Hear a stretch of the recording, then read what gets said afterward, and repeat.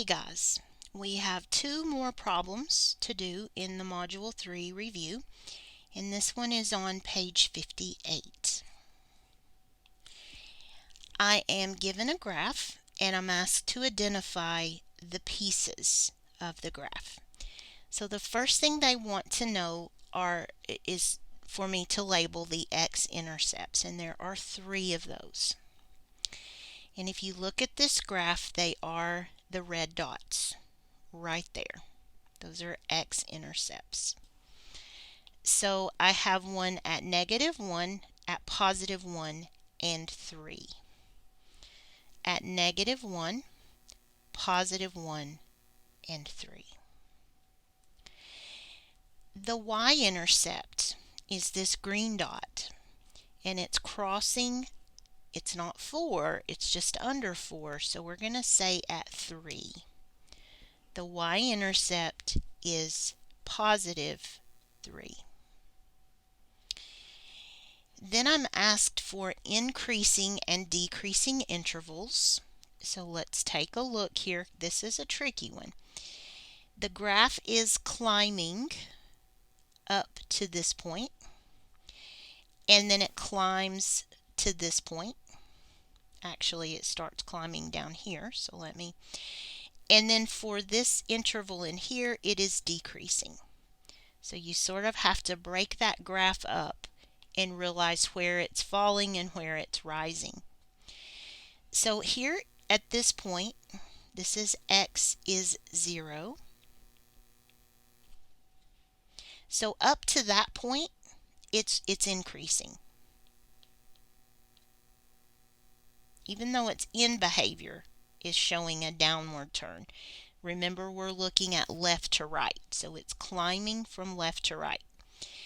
And then from 0 to 2, here's X is 2, we get a decrease. And then it turns again and starts that climb from left. X is more than 2. So those are the intervals we need to mark. It is increasing when X is less than 0, or when X is greater than 2.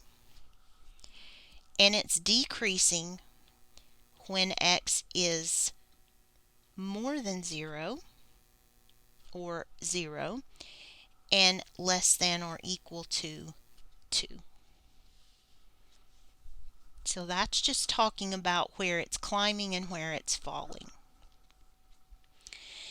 The relative maximum, in other words, where is the high point of this graph in terms of the curve?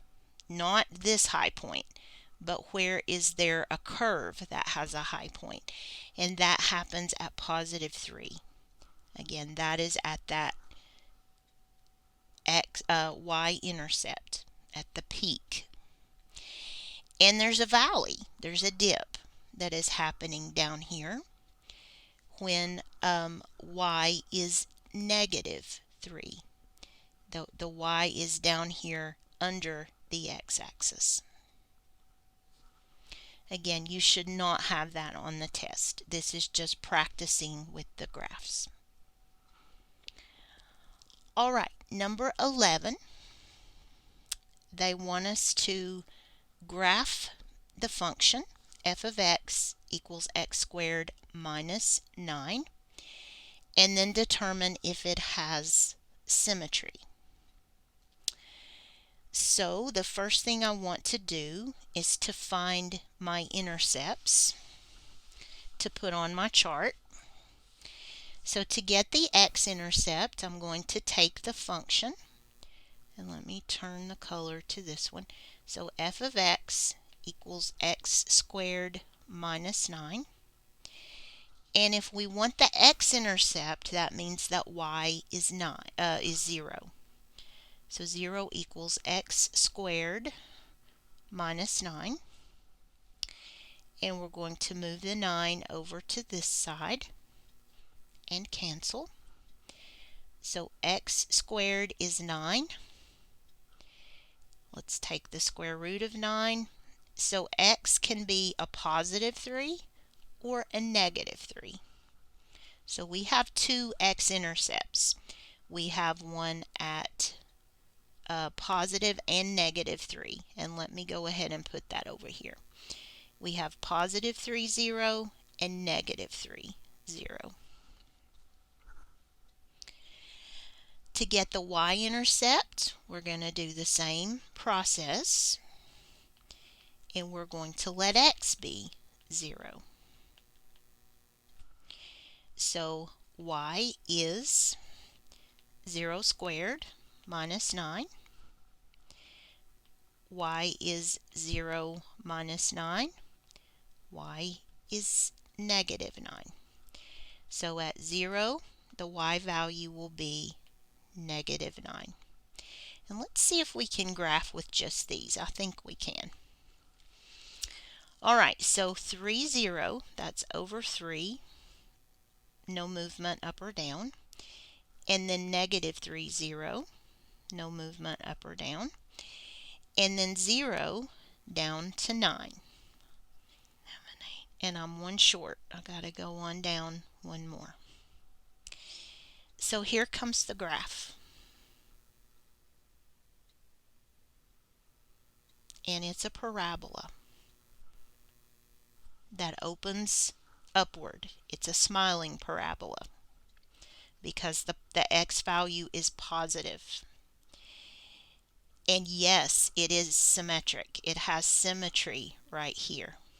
Even though my drawing is horrible, there is a line of symmetry. It's symmetrical at the y-axis.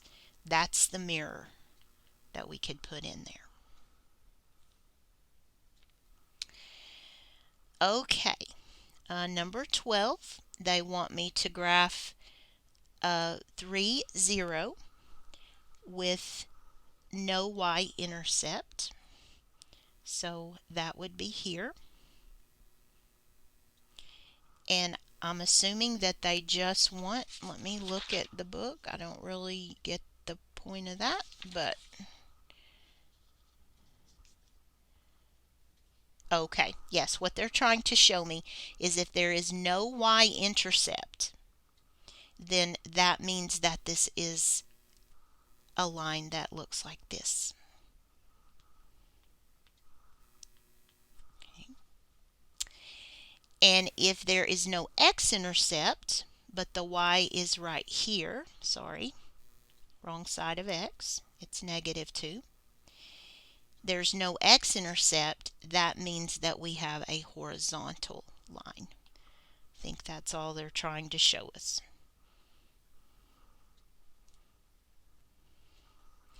Alrighty, that brings us to the end of this chapter, and I think everything that you need to know is in here.